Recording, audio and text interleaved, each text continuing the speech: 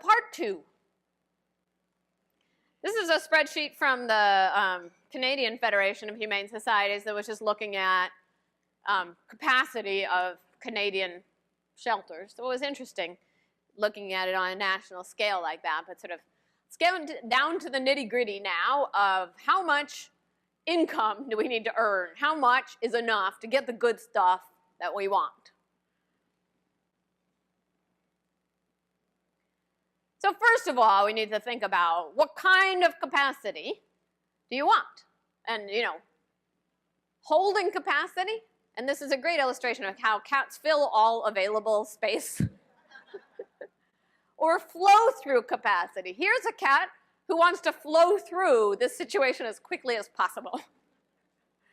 Raise your hand if you prefer holding capacity. Would you rather be able to hold 500 cats or move 500 cats?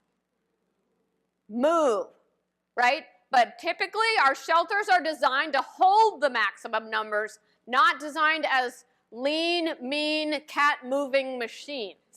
That's what we're going to talk about now, how to turn our shelters from holding machines to flow machines. So here we come to algebra, and I'm here to tell you I did not pass even enough math to actually get into vet school, and I'm hoping nobody will notice retroactively. But we know capacity is a function of number of cats in times how long each cat stays. Right? If you take 100 cats in and they each stay a day, similar to taking 10 cats in and they each stay 10 days. Now, obviously, you're going to need more than a day to sort things out for a lot of cats, but maybe you can have less than 10 days. So if you're trying to deal with adjusting capacity, you can either increase your physical and staff ability to provide care, or you can decrease your intake, or you can decrease your length of stay. Which of those is free and least likely to enrage the public? We want to do all we can with decreasing length of stay, because decreasing length of stay also has benefits for the animals themselves. It decreases the amount of time they're in confinement and increases their ability to cope with whatever they do have to deal with. It lowers our costs on a per animal basis. So we want to make sure we're doing everything we can with length of stay before we start fooling around with intake or physical and staff capacity increases.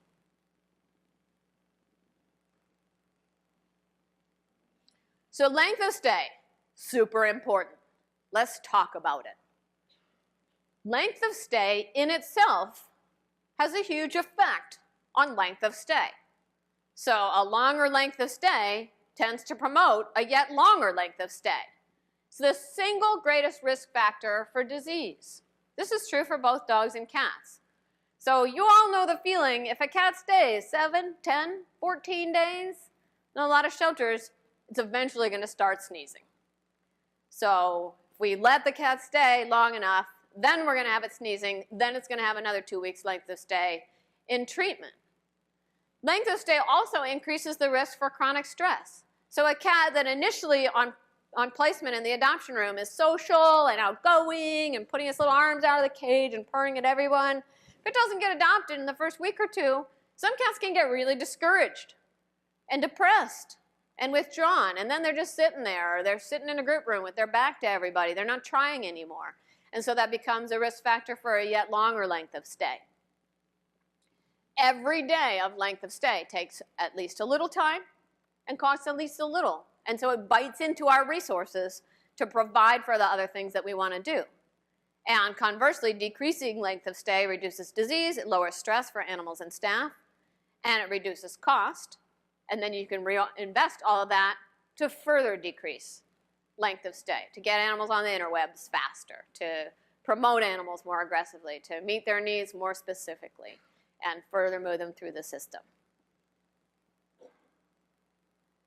Now, there's one factor, other than length of stay in itself, that has a huge effect on length of stay. If your housing is working against you, you're really going to struggle to take your length of stay down to the minimum that otherwise could be achieved. So this is a study that we did that some of you have seen. We compared upper respiratory infection rates in 9 shelters across North America of a wide variety of types, management styles, sizes, budgets. We looked at 49 factors, including vaccination, disinfection, exposure to dogs, volunteers, handling practices, and cage size. And we found the single greatest protective factor, the single thing associated with reducing the risk of URI most powerfully, in fact, the only thing that came out significant, was cage size greater than 8 square feet of floor space in single compartment housing and compartmentalized cages so that cats didn't have to be handled and moved extensively for daily care. So housing has a profound effect on disease risk, and by reducing disease risk, decreases length of stay very substantially.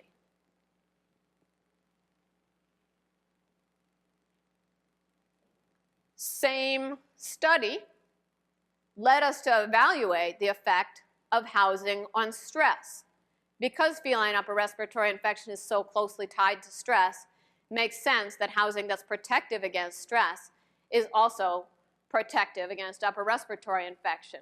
So in this graph, you can see the green and red lines are the cat's stress score when they came in the door.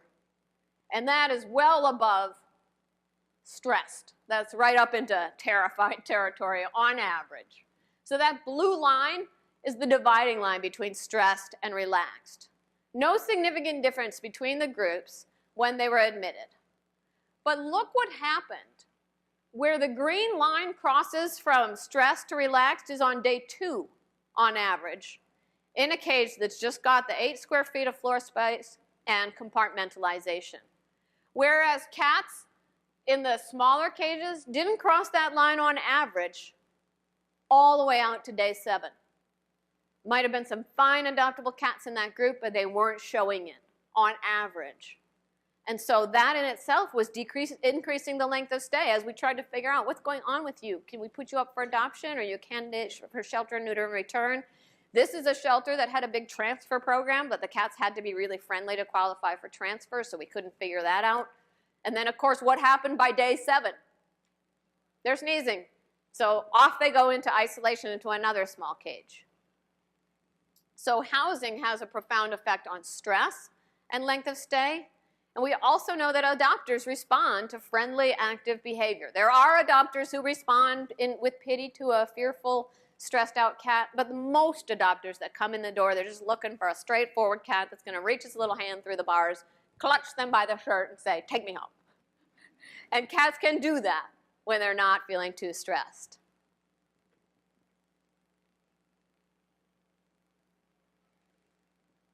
Housing and staff time and length of stay. So here's a double compartment cage, and there's a little divider there, and time to clean, you just shush the cat to one side, hold it into that compartment, tidy up the other side, shush the cat over, change the litter box, you're done. The cat doesn't leap out of the cage and escape, you don't have to chase it around, you don't get fur all over you, there's no carrier you have to clean, so that reduces the time for daily care. And when staff has less time spent on daily care, more time to interact with adopters, promote the animals for adoption, reach out to the community, help decrease intake, and all the things that we need to do to solve the problem in the long term.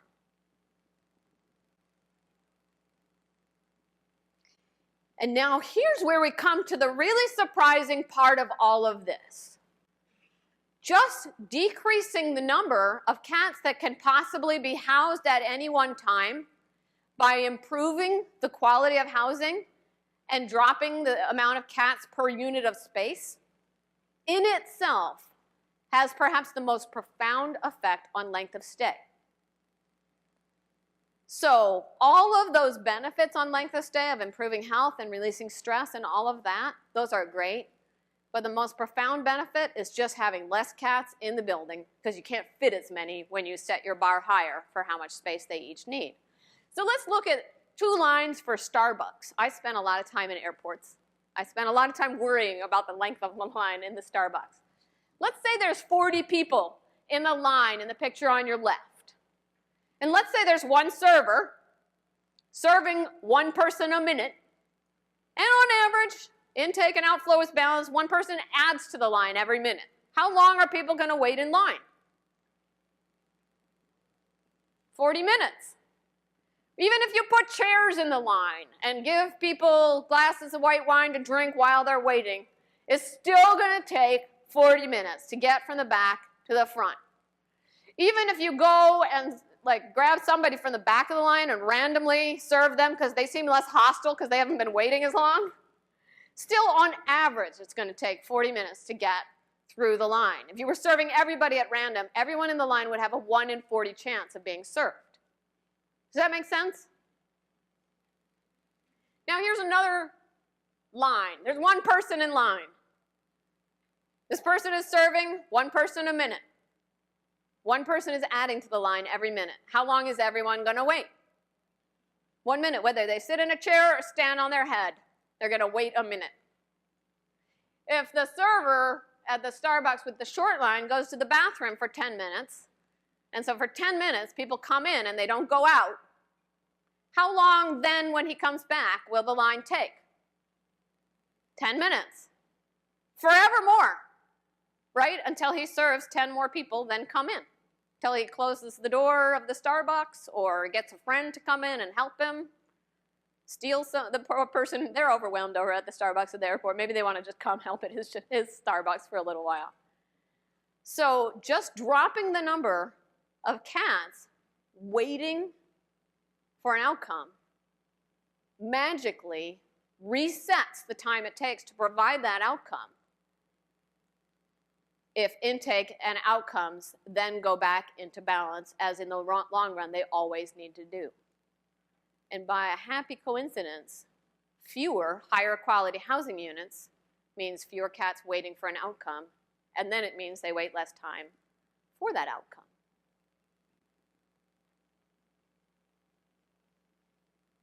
So decreasing the number in line just once, pushing, getting more people out of the line than enter the line is the single most powerful way to decrease how long the line takes.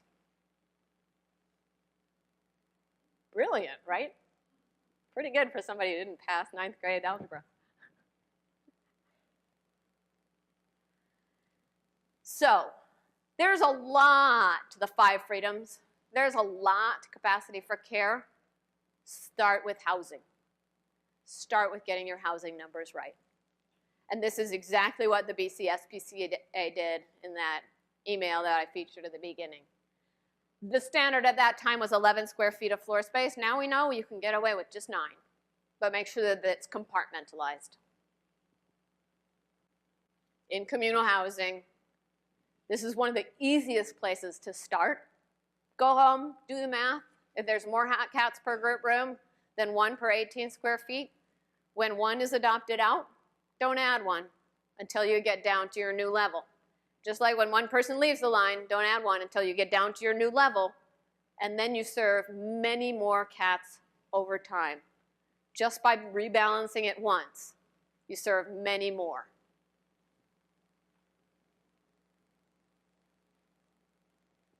So this, now to go back, actually they wrote this up. So I was able to learn a little bit more about how it all worked. So first of all, they calculated how many cats would be their ideal number to have in line so that they could serve the cats, do everything they need to do, prepare their coffee, mix in the caramelato, macchiato, whatever it was that they needed to do, spay and neuter, behavior evaluation, plenty of time to settle down, time to be up for adoption on a weekend when someone was going to come in the door and want that cat, but not more than that, not too many cats in line so that it takes more than a week for the cat to get to the front. They started putting healthy strays straight into adoption. Not many of them were reclaimed, so the cats could actually be viewed by adopters and chosen by adopters while they were going through their stray hold period. So that instantly dropped their length of stay. They eased their response to sneezing cats, so they had a 1 sneeze rule where they would put them back into this horrible little isolation chamber, and then they would get really sick back there. With fewer cats, they were better able to monitor. Is that cat really sick, or did it just sneeze a couple times because it got a piece of litter in its nose? And then they portalized, or they opened existing portals and they dropped the numbers in their group rooms. And they did it by a variety of means, by short-term managing intake, by making a big push for adoption, by transferring some cats to another organization. So different ways, and we'll talk about how to do it. So here's the BCS-BCA, the Vancouver branch, before C4C. So you can see, fairly large cages, actually, 36 inches across, and hide, perch, and go, and the raised food and water dishes. So doing a lot of things right. And then this is one of the things that's really important is engage the community. Tell them why you're doing it. Tell them how important it is. Tell them it's exciting, even if it means that you're going to slow down intake for a couple of weeks. Tell them what it's going to mean that you're going to be able to serve the community even better over time.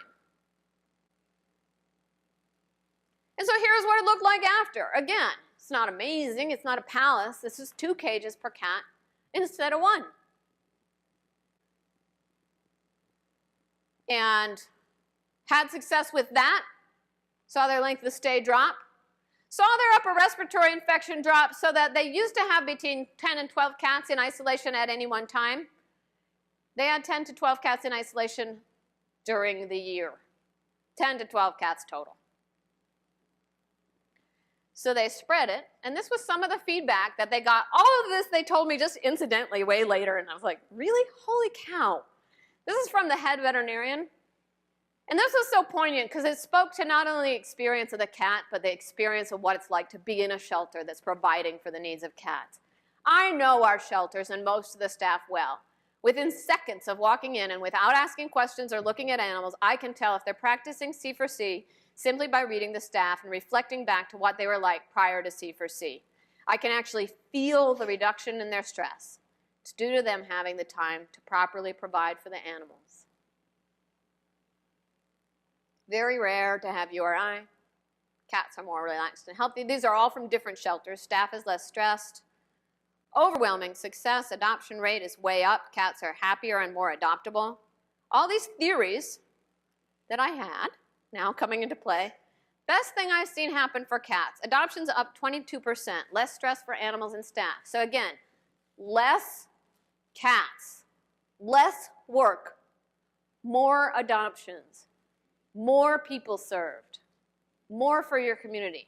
Some of these shelters actually increased their intake because they were able to rehome more cats, so why not? Almost doubled our adoption rate, much larger number finding homes faster. Love this program. Adoption's up 13%. Cats are so happy they don't stay long. Length of stay is down by over 50%. Euthanasia down 15%. Length of stay decreased by an amazing 63%. Adoption's up, sickness is down, staff have more time, everyone is less stressed, euthanasia is down 40%, we can now take in more surrenders and strays. Yay, hopefully you're all fired up to do this. Here's the math behind the magic. Every shelter, every month, had to look at their budget.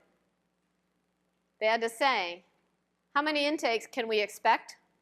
How long can we expect them to stay? How many adoptions can we expect? And how many cats should we allow to get in line for adoption so that we can move them through within our capacity for care? Just like at the beginning of the month, say, how much do I think I'm going to earn? How much am I going to spend based on that? So, without even fooling around with numbers or math, if your current length of stay is about 21 days or more, you can almost certainly portalize and drop your group rooms to capacity and see your adoption rate increase. You don't need to do anything different, and it's not going to be a big challenge. If your current length of stay is shorter than that, let's get out the calculators because it might be a little bit tight. You might actually need to increase the number of housing units available so that you can make sure that you can still get all that care that every cat needs done in a timely way. And especially if you're a smaller shelter and there are some kinds of care that are needed, but that you only have like once a week, like you only have spay-neuter services once or twice a week, and so if cats don't make it for the Tuesday the vet is there, they got to wait a whole nother week. Sometimes you got to push out to a little bit further. Your overall capacity for care, we already went over this. How many cats will come in each day? how long will each cat stay? Not how long do they stay now, because that's driven by the housing and the number that already happened to be in line, but how long would they stay ideally to get the care they need and get an appropriate outcome? And that's your recommended capacity that you need to be able to aim for. So if you don't have that many humane housing units, that many spots in group rooms, then you need to raise that. But if that number is lower than the number of cats you actually house, you'll do better, even if all your housing is humane, by having less cats in the building at any one time. So for instance, if in January intake is low, better to just have the cats that are coming in still move through in a short time, because adoptions are usually low too, and not fill your housing all the way up. Because if you fill your housing all the way up, you're going to get a long line, and cats are going to end up staying a long time, maybe longer than you can provide care for. Hopefully that makes sense. I know we're supposed to hold questions to the end, but this is getting into kind of tricky math territory, so do shoot your hand up if this just isn't making sense to you.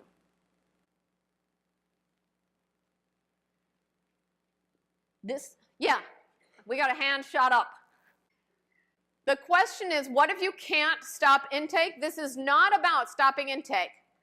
This is about setting your bar for in between intake and outcome. How many cats are you going to have at once?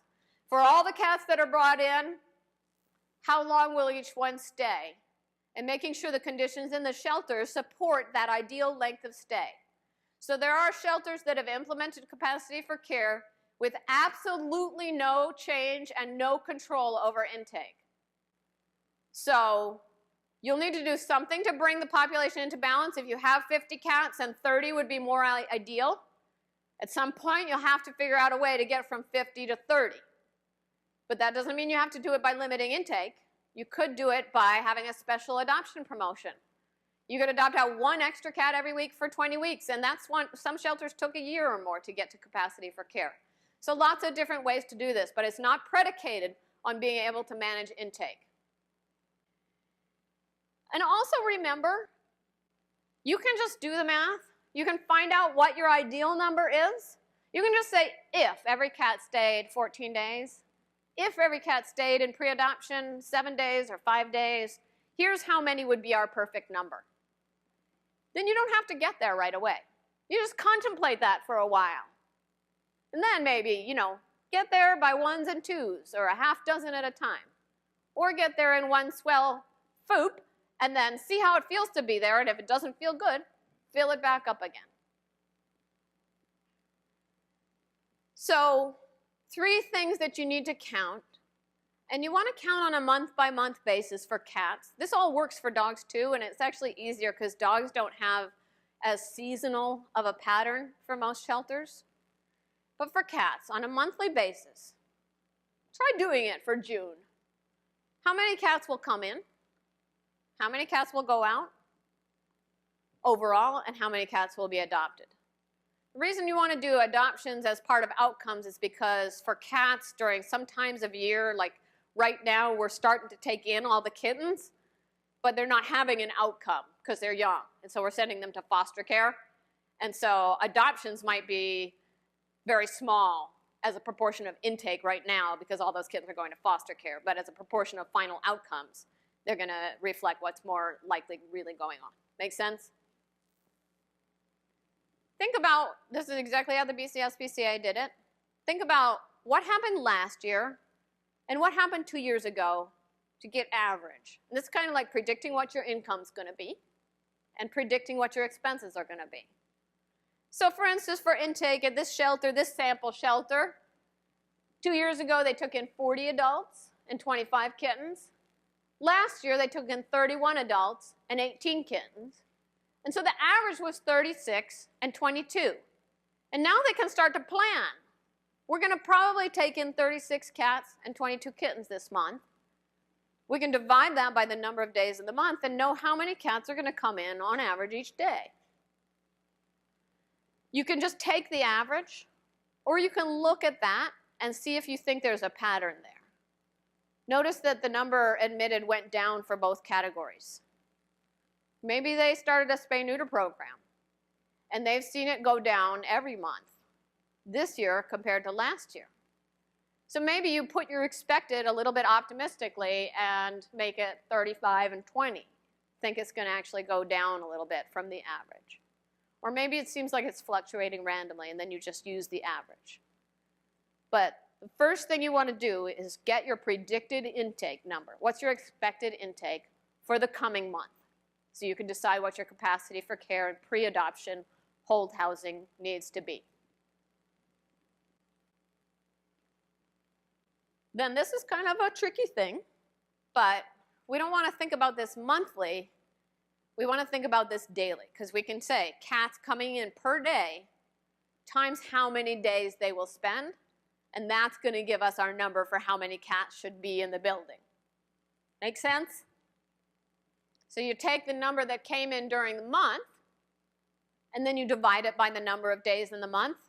Truth is, you don't have to remember how many days there are in the month. You just can divide by 30.5, and that gives you a pretty good average. Right? So you could, just looking at this pattern, you can see in January there was 3 cats coming in a day. If you're trying to get a 20-day length of stay, and you have 3 cats coming in a day, then you're going to want to plan for 60 cats in the shelter. But in July, there was 10 cats coming in a day. So either you're going to have to drop your planned length of stay, or you're going to have 10 times 20, 200 cats in the shelter. See how that's a helpful way to think about it once you break it down by how many cats will come in each day, and then how many days will they stay? If you don't want to do this for every single month, just go back to last year. Start by dividing the total by 365. That gets your average for the year. And then go back to last year and look at what was your worst month. What was your highest intake? And look at your best month for adoption. What was your highest adoption? And those are the highest numbers you possibly ever have to hit. So just think about that. How could we do that? How could we adjust our housing so that we could accomplish that?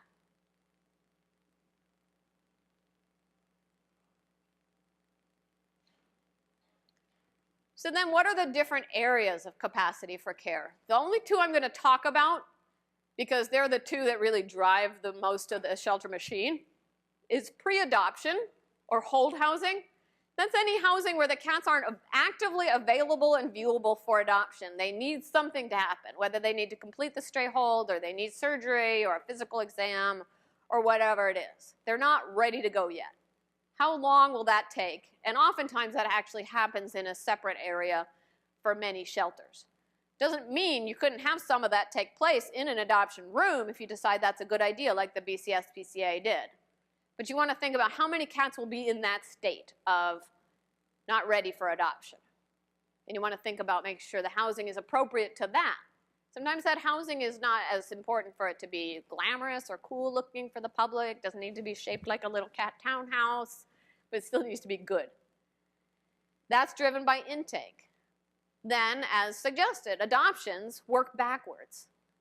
So that's cats that are actively available, waiting for adoption. Some of them might wait for a long time. Some of them might wait for a short time. But you want to think about how, on average, how long do you want the line to be for them to wait? So that's adoptions, monthly, daily average adoptions, times your target length of stay to adoption. Anything we can do about that? Should I just stop wandering? All right. Sorry about that, people. Then I'm just going to mention, this isn't in the calculations, but treatment capacity for care. When a shelter is at capacity for care, you can predict that shelter-acquired disease is going to be less than 10% of the population, often substantially less. So if you're looking at your building and it's really tight for you to actually portalize cages, think about the fact that you might be able to steal some cages from an isolation and treatment housing if currently you're having cats spend a lot of time there. You can just bypass treatment entirely and get them moving on through to adoption. So consider that as one of your options. And then special project capacity for care. That's not driven by intake, it's not driven by adoptions, it's driven by the shelter's ability to deliver services. And those are cats that aren't actively on a path to adoption. They're on a little byway. You decided things are going so good, you're going to help other shelters that can't deal with ringworm. You're going to bring in cats with ringworm, and you're going to treat them until they are better. And their length of stay is going to be 2 months in their ringworm ward, and that's fine because you know it. That's separate from your flow-through capacity for care. Orphan kitten nursery is another good example. If cats are on site, but they're not part of the flow-through. If you have something like you house pets for victims of domestic violence, that would be another example of special project, capacity for care. You want to think about that in terms of staffing, but you don't need to do any math around that. So first of all, let's think about what length of stay will we aim for pre-adoption hold. Because usually we just get the length of stay we get, and what often happens is cats kind of get jammed up in pre-adoption hold because adoption is jammed up. You know, the line is long, and the line is long to move from pre-adoption into adoption, and then the line is long to move from adoption into a home. Make sense? And so we'll see that there is a long length of stay, but it's not driven by what the cat needs. It's driven by how many have gotten into the system already. So in terms of legal hold, if you have any discretion over this, legal hold to a live outcome for a cat that's nothing or as short as possible, really advantageous for cats and cat health. So by all means, hold cats with identification as long as you like, because there's not that many of them. But cats that come in without ID, the very best thing we can do is just hustle them through the system to a live outcome. And then hope that we have live outcomes for most cats for whom it's appropriate, and go ahead and hold the euthanasia with as much caution as is appropriate to make sure that's really the right choice and the only choice for that cat. Time for evaluation. You know what? If they're friendly, move them right along. They're not going to get more friendlier by holding them in a cage. If they're shy, make sure that the housing is adequate to support development of friendly behavior and expression of friendly behavior, and hold them just until they display that.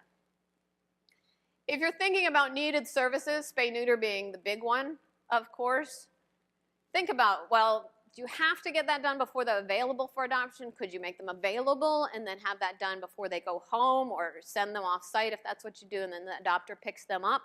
So think about if those are a barrier. A, is there a way you could get it done more frequently? Or B, is there a way you could continue them moving through the system? No wait for vaccines. In general, maximum you want to mess around with is waiting for 3 days for vaccines to fully kick in. After that, it doesn't get any better. So no waiting for a week, 2 weeks, revaccination. Just move them on through. That's the best thing you can do. And then the other thing to consider is time for transfer or transport. So if you're a small agency and you are relying on transport, say for kittens to another organization, they can only come on weekends or they only come twice a month. One, can you send them out to foster care while they're waiting for that transport? Two, can you make transport happen more frequently? Can you get some more volunteers? Or three, build that into a longer length of stay as your last choice. So this is why length of stay pre-adoption should be no more than 7 days on average, and oftentimes can be quite a bit lower. So that's a little sign that says, medical says, move me up. Because one of the most important things you can do is just chase people around to keep cats moving through the system. This may be too much to get into in a lecture this size, and I am happy to have this feedback afterwards. But I just wanted to talk a little bit about weighted averages. Because you hear 7 days and you're like, oh, you know, that might be tight. But, you know, if you think about the way that weighted averages work is it's the percent of animals times the number of days for that category of animals. So here's an example where strays, say this shelter has a 7-day stray hold. And so then they need another day after the stray hold is over to get it together, get the cat evaluated, get it spayed and neutered, and move it up to adoption. So the length of stay is 8 days for strays. But that's only 50%. So they actually only contribute 4 days to the overall length of stay. Similarly, here's a shelter that has 10% confiscates, and that's a really long hold of 21 days. But because it's a fairly small percent, it only contributes 2 days to the overall length of stay. Whereas these ferals, they're getting SNR'd really quickly. They're out in 3 days. So they're only contributing about half a day to the overall length of stay. So the sum total average length of stay hits 7 days. So you can do that for the cats that are coming through. If you have some cats that move straight to foster care, for instance, on the day they come in, they contribute 0 days to the length of stay. And so oftentimes you do this math and you find out, wow, actually the length of stay we should hit is 3 days or 5 days. So an important exercise, and I have a calculator that's available online as part of this where you can just enter the animals into these categories, and it'll calculate the percentages and the weighted average for you. That ideal length of stay to adoption, this is the part that most commonly blows people's minds. 7 to 10 days, no more, as your overall average. How many of you does that make a little anxious? All right, you're with me. Excellent. A few tentative hands raised.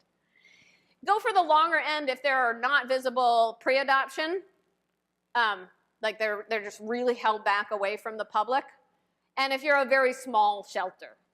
So in small shelters, for one thing, just the fluctuation is greater, where you'll have one Saturday where nobody shows up and another Saturday where lots of people show up. Whereas for a larger shelter, you know, if it's 50 adopters or 70 adopters that show up, the variation isn't as dramatic. A 7-day length of stay means that on average, everybody gets the opportunity to be viewable for a weekend.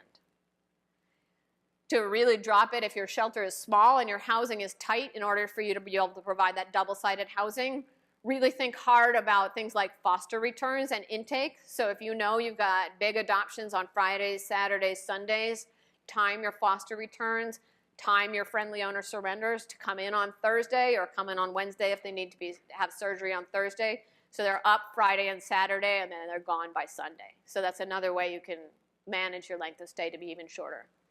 And absolutely not a time limit. Doesn't mean that some cats won't stay 6 months or a year. But what you're doing is you're making the cats that could move faster move as fast as they can so they can free up good quality time and space for the cats that really need it. For the giantly obese, fluffy, FIV positive cat, that it's not going to be an adopter coming in every Saturday that wants him. So really important, not a time limit. It's an average to aim for. And this is the magic of weighted averages. This is why it can seem really impossible. Truth is, most cats coming into shelters actually can move quickly. They don't have a lot of barriers up to adoption, and you put them up for adoption, and they're cute, and they're purring, and they're friendly, and they're making muffins in their cage, and pretty much the first Saturday they're up, they get out of there. As long as they're housed in an environment that presents them in an attractive way. So say 75% of your cats are kittens or very friendly adults or sort of distinctive breeds that turn over in 3 days. And 25% are slow track, and they actually take about 3 weeks to move through. That still means you hit an average length of stay of 7.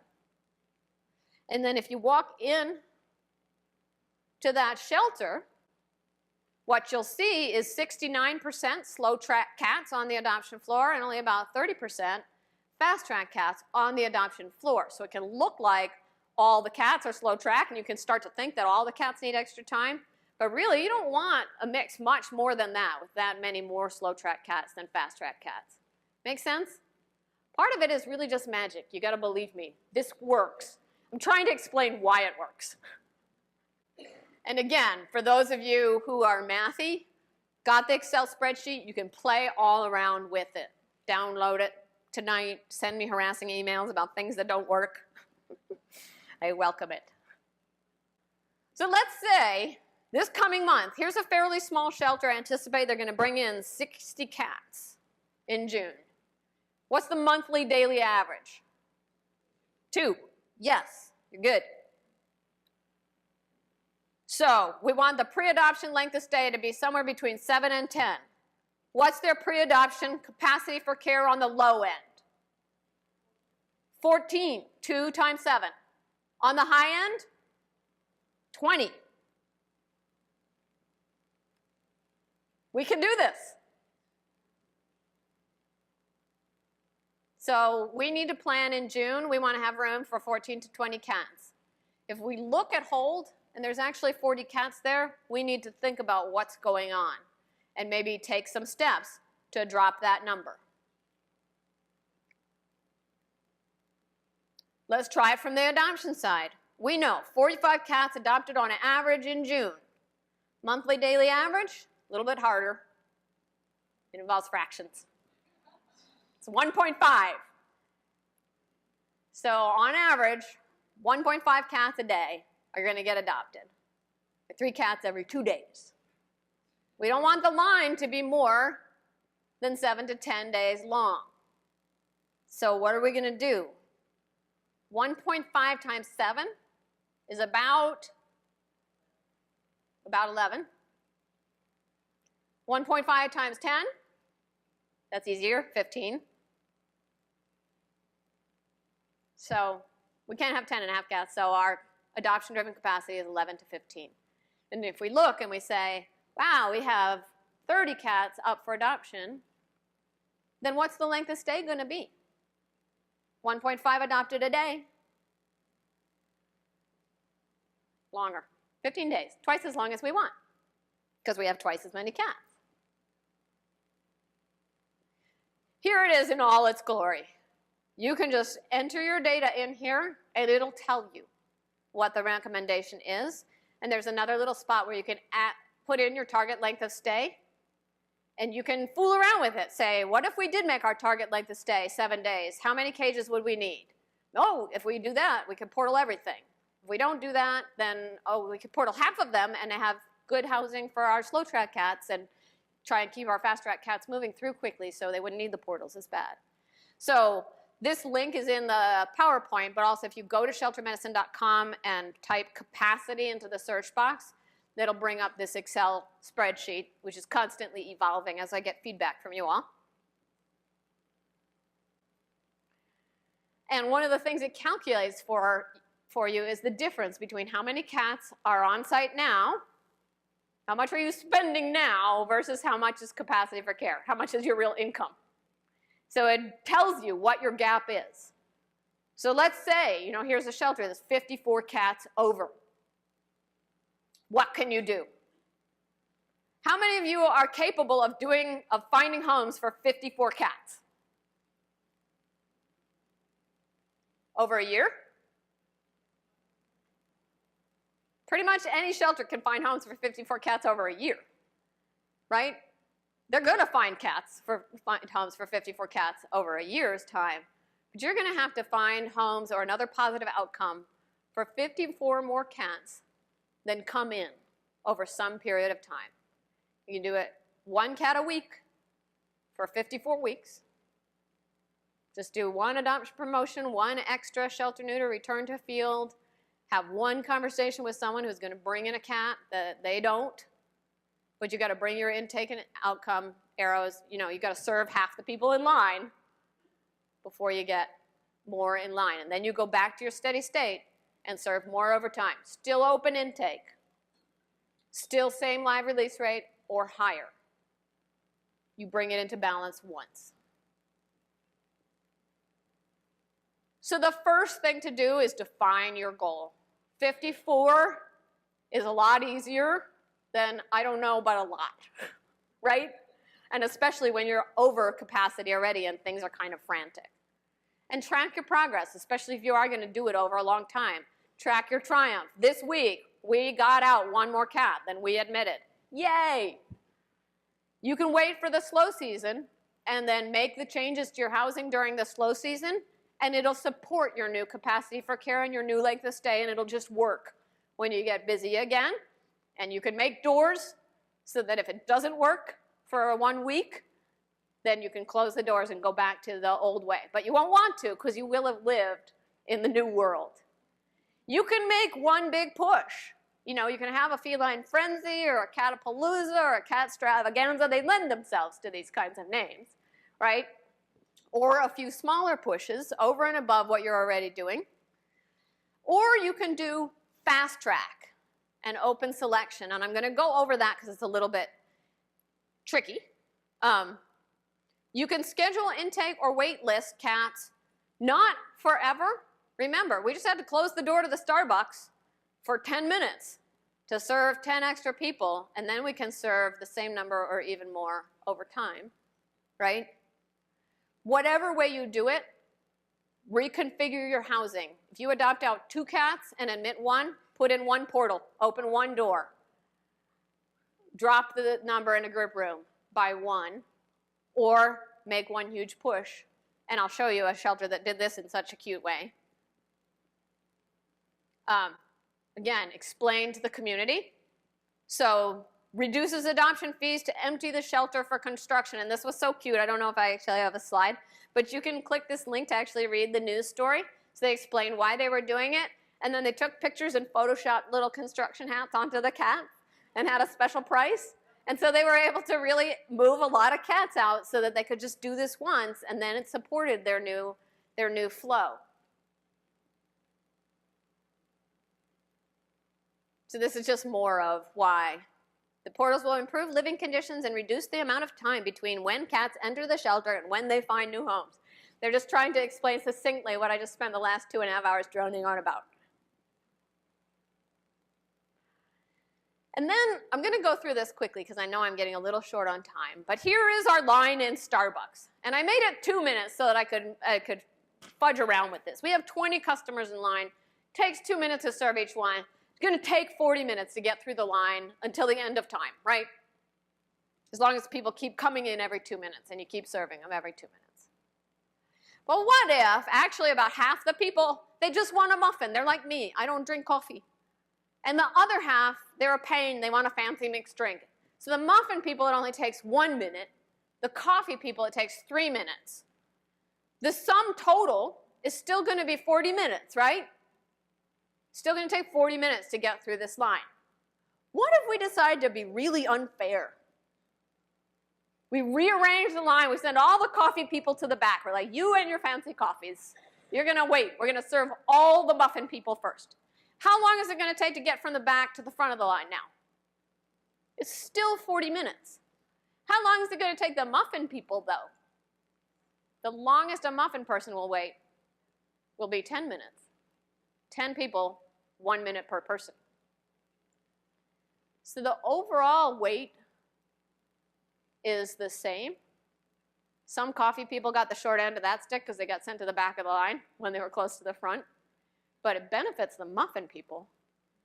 And what if we got all the muffin people out of the store in 10 minutes? And so for the other 30 minutes, everyone had a chair to sit on. And they were less irritable when they got to the front. And so it took actually less time to fix their coffee because they didn't argue as much. Or what if, somebody actually started working on their coffee at the same time that they were handling the muffin transaction? Even if people still kept coming in every 2 minutes during that 10 minutes, 5 more people would come in. And there's still about 40 minutes worth of people in line, but you have fewer people in line. Doesn't matter that much at the Starbucks, but it matters hugely. If you could clear out 25% of your space and then know that for all of the cats that are going to stay longer, they're adults, they're not super friendly, they don't have some groovy coat color, prioritize 25% of your space to be better housing and support the welfare of those cats, and then build it from there. So no limiting intake, no special adoption push. All you do is look at the cats on intake, and instead of making them all wait in line the same amount of time, if they're adoptable, they move to the front of the line. If you have a room for 1 cat in spay-neuter and there's a kitten, you do the kitten. If you have room for 1 and there's a friendly young adult, you do the friendly young adult. The less adoptable cats are going to sit there anyway. They'll sit there unspayed for another day, but they were going to sit there after they were spayed for another day. So here's a shelter. That's all they did. Just bumped kittens and friendly young adults to the head of the line. By doing that, they dropped their total care days by over 10,000 days. Wow. They dropped the length of stay more for the slow track cats than they did for the fast track cats, because they were able to portalize the cages in the back for the slow track cats. The slow track cats stayed healthier. With 10,000 fewer care days, the staff had more time to be more attentive to the needs of cats and adopters, and so they dropped length of stay for both groups. So the slow track cats benefited as much as the fast track cats. And we also can, so we prioritize movement. We don't need as fancy of housing. We just want to get those highly adoptable ones through the shelter and not sick. We don't have to enrich their little lives. Just get them out, get them out, get them out. And then for the slow trackers, not only do we give them the best housing, but we also prioritize our promotion efforts. These kittens, they don't need help. They just need to be moved to the front to get out. Whereas the slow trackers, they might need the price breaks. They might need the cute pictures with the hard hats on. They might need to get off-site or get some other promotion. So here's just an example of a shelter that did this. Medium size, open intake.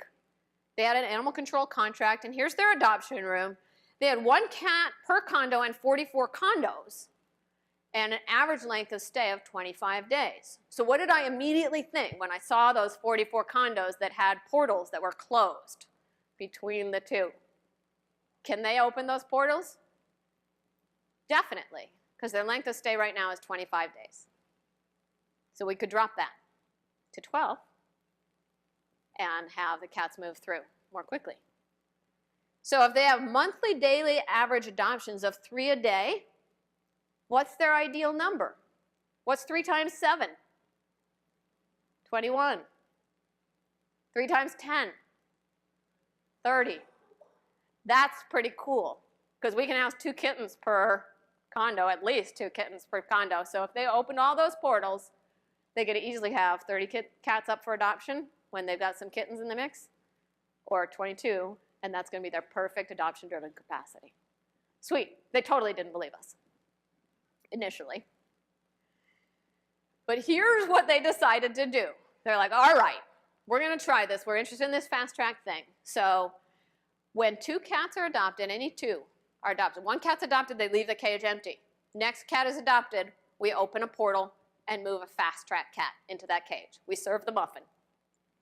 It's not fair, but it works for everybody. Keep doing this until all the fast-track cats are moved up and all the portals are open, and then start moving up the slow trackers. Longest a slow track cat had to wait was 2 weeks. They got to their capacity for care in a month after decades of being over capacity. And it wasn't awful. It just wasn't great. Their adoptions went up. Their length of stay dropped from, that was 25 days to adoption, 30 days overall, to 23 days. Still not super short, but it dropped by 10,700 days, which equates to 29 fewer cats in the shelter every single day. And that's the difference between someone finishing at 3 o'clock in the afternoon or 11 in the morning and going over to help the dog team with enrichment. That's actually how it played out. Cats on the medication dropped dramatically. No change in policy whatsoever regarding intake or adoption. No special promotions, no waiting list, nothing. They got there completely by fast track. And this is their intake before and after. Adoptions before and after. Second cat room before and after for the slow trackers to just get more care. And this is the kind of email I get that make me want to do these things because I don't want you guys to have to wait so long. It's working so well, I'm completely blown away. The response from the public with regard to the lack of crowding has been very positive, and our volunteer retention for cat volunteers has improved with the improved housing conditions for the cats. It is a win-win-win-win program. I wish we would have started years ago. So don't be sending me that email 4 years from now. Send it to me 4 months from now. And I'm going to just point this out. If you want to see the full profile of that, here's a link to a full-length webinar. One thing to keep in mind is that we have tended to wait for negative thing. We tend to have reactive promotions a lot in shelters where we wait till we're crowded before we pull the trigger on free adoptions or Catapalooza time. So the intake will still come. Cats will still need homes.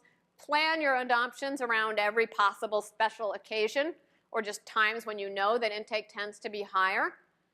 And on an individual cat basis, instead of having adoption promotions for cats that have already been there for a month, use either your reasoning or a fast track, slow track scoring system to just know, hello, this cat is 6 years old and kind of just black and not outstanding.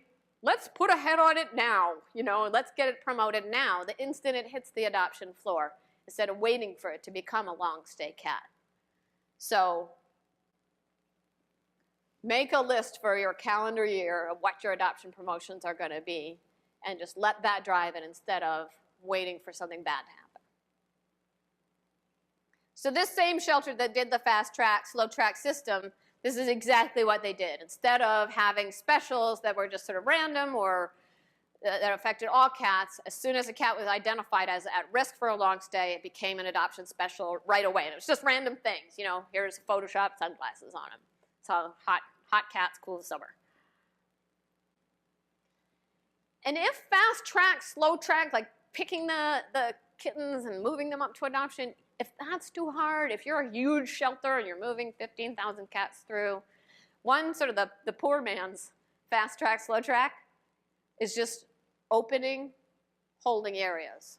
So designate some holding area that's for dangerous cats or cats that are part of a custody case, and just allow adopters, they don't see what they want, up for adoption in the adoption area, because maybe you have lots of cats up for adoption, but they're all sort of the adults, and meanwhile the kittens are sitting in the back and getting sick before room opens up in adoption. Just let them come back, identify those cats that they want out of the ones that are waiting to be available for adoption, and then you know if you only have room for one in spay-neuter, or you only have time to do an adoption physical exam on one, pick the one that already has an interested adopter. So here's a long-term plan. It's just, you know, there's not an option for every shelter, but a possibility is just don't admit more cats than you know you're going to be able to find live outcomes for. Let your live outcomes drive intake instead of having intake drive your hope for live outcomes. And I want to point out, this does not mean limiting intake. This just means scheduling intake. So this may mean that you admit the same number, may mean that you admit more over time because your system becomes more efficient.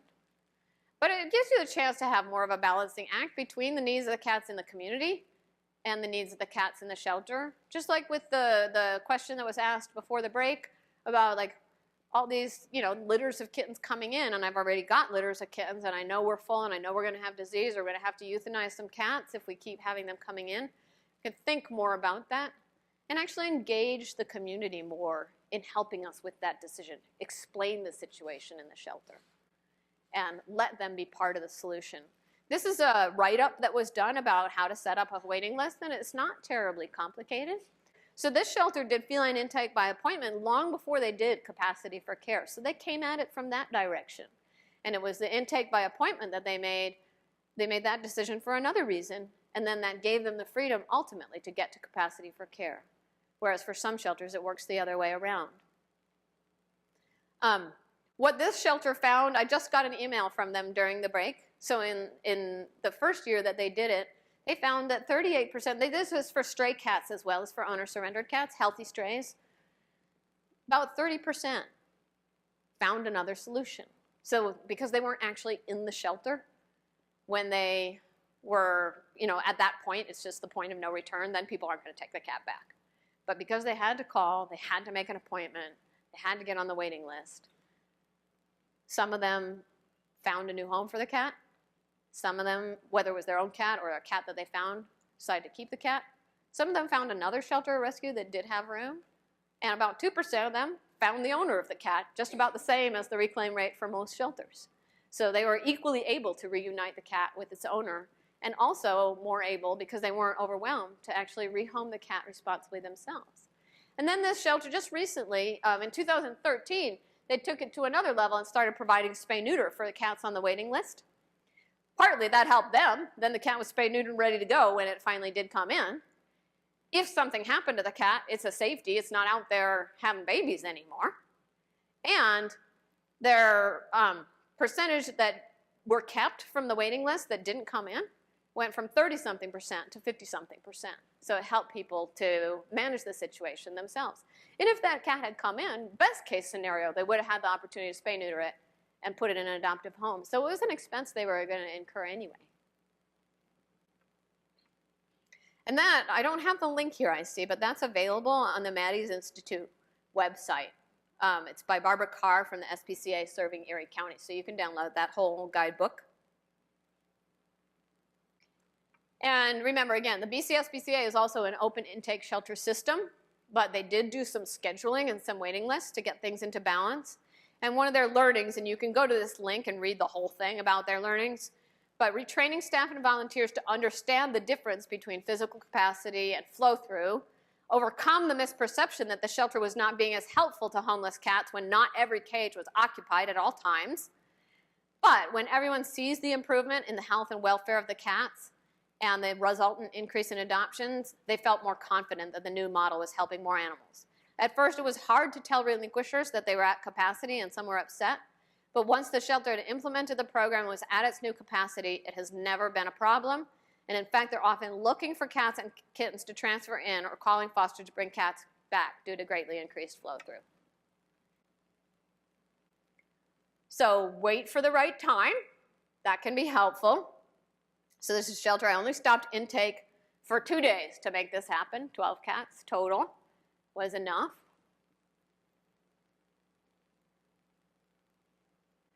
And then what if, let's get right down to it. You calculate your perfect number and you have fine housing but too many cats. Drop the number of cats in each room. Open your portals, just like that shelter I profiled in the fast track example.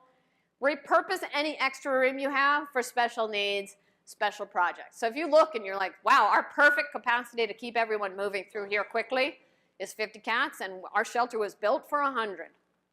Well, think about what you could do with some rooms. Do you want to transfer in some more small dogs? Could you repurpose them for that cat? Do you want to have a ringworm program? Do you want to have an orphan kitten program?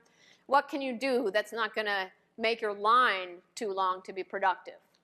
Hopefully that makes sense. If your housing is too small, here's what I described to you. Here's the link to the portal project.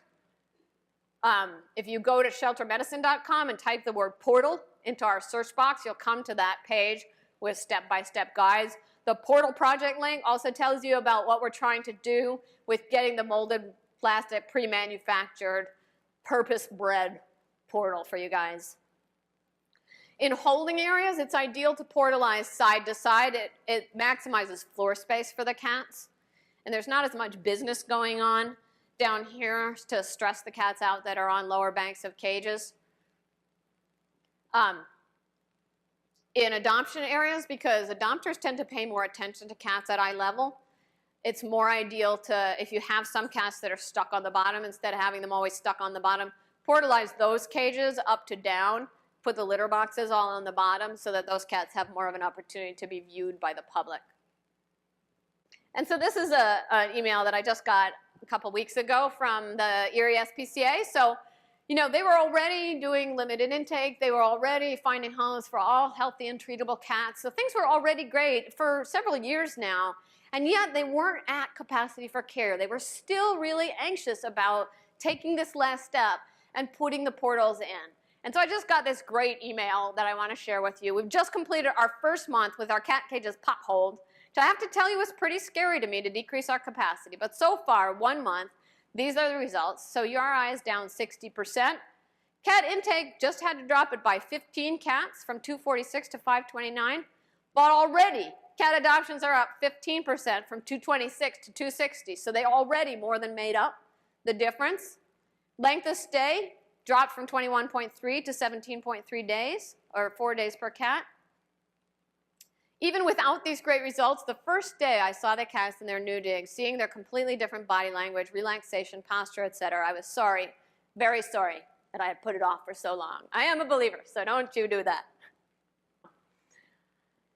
If you realize, like, we can't portalize, even with portals, we don't have enough. We really don't have enough to create the conditions that the cats need. Think about, can you repurpose some other kinds of housing? Do you have some more flexibility in some dog areas where you could repurpose some dog runs for group cat housing? Think about matching the housing with the type of cats. So for instance, if you're doing shelter new return for ferals, but you need to keep them for a few days, can you put up big chain link pens that they can just relax in instead of having to use some of your good cages for social cats that otherwise could be portaled and moved through more quickly? So think about what are the options that are existing already in your shelter right now. Use some of your adoption housing if you're sort of you're tight in your pre-adoption, so you're using lousy housing in pre-adoption and cats are getting sick, and then you're sort of overbuilt in adoption, which is fairly common in a lot of shelters, then see if you can either repurpose some of your adoption housing for pre-adoption or just put your friendly animals straight into adoption to wait out their time for stray hold or time to be sterilized up there. If you're going to go out and buy new housing, this is an example of some housing we really like. These are 30-inch compartments with portals side to side and up to down. So height of kitten season, you could have a litter of kittens in every single one of those. January, when the volume is low and you really shouldn't have that many cats in the building and length of stay is going to tend to be longer, give one adult all 4. So those are really flexible in the way that they can be used. And there's no stainless steel version available, but now with better disinfectants, we can get away with using these types of materials for housing, even in pre-adoption.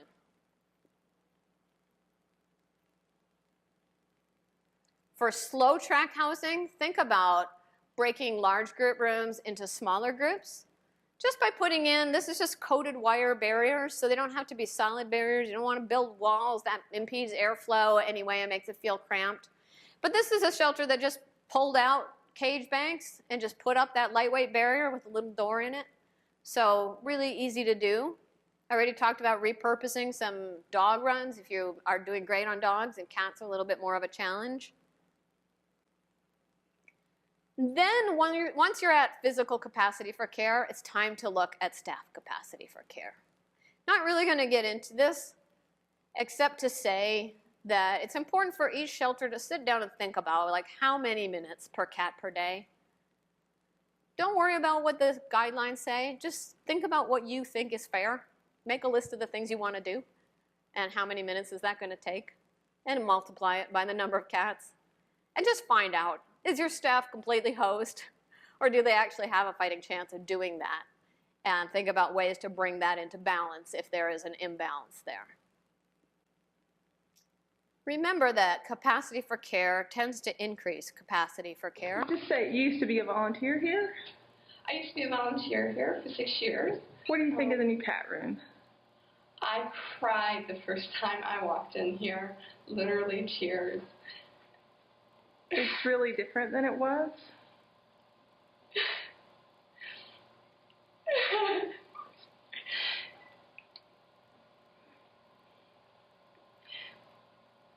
It's so... You can see it's not fancy. I used to walk in here and be cage upon cage, cages down the middle. The cat litter smell and dust from the cat litter would just, you'd be breathing it in, and the cats were so stressed. And when I walked in here, the cats were just happy. They were relaxed. They were able to be cats. So here's a volunteer we got back by capacity for care. And we underestimate how many people are driven off by being unable to emotionally manage the conditions for cats, both staff and volunteers. So wrapping it up, staying within capacity for care means less illness, more quicker adoptions. Shorter length of stay means reduced costs. Reduced costs means more resources to build community capacity. Building community capacity means fewer animals needing shelter in the first place. Just repeat as necessary. Call me in the morning. I'm going to tell you about a project. The 5 Million Lives campaign was a campaign in the human health care world to reduce hospital-associated deaths as a result of mistakes. It was really hard for hospitals to acknowledge that they were making mistakes that were costing people's lives. Sound familiar? And this group that was part of a group that was, their goal was to improve healthcare and reduce healthcare-associated mistakes, issued a challenge at a national conference for hospital administrators. And they said in that challenge, many is not a number, soon is not a time. Let's reduce healthcare mistake-associated deaths by 100,000 by this time next year. Hospitals signed up to participate. They identified 6 key initiatives to do it. The hospitals could do it because they supported each other. They didn't have to be alone in admitting that they had these errors occurring. And they reduced their deaths by over 130,000. So I issued that challenge at Expo last year, just a year ago, and we had people sign up to reduce death of cats in shelters by over 130,000. I don't have any way of following up, but out of that experience, Julie Levy and I conceived the Million Cat Challenge. And can I say this, Lori? Maddie's fund is supporting it. We just completed the wire transfer of the funds today. So today is a great day. And when we conceived the Million Cat Challenge, we didn't realize that the 100,000 Lives Challenge had also gone to the 5 Million Lives campaign, but it did. Over 4,000 hospitals participated. They identified 6 more key initiatives, and they saved over 5 million lives over baseline.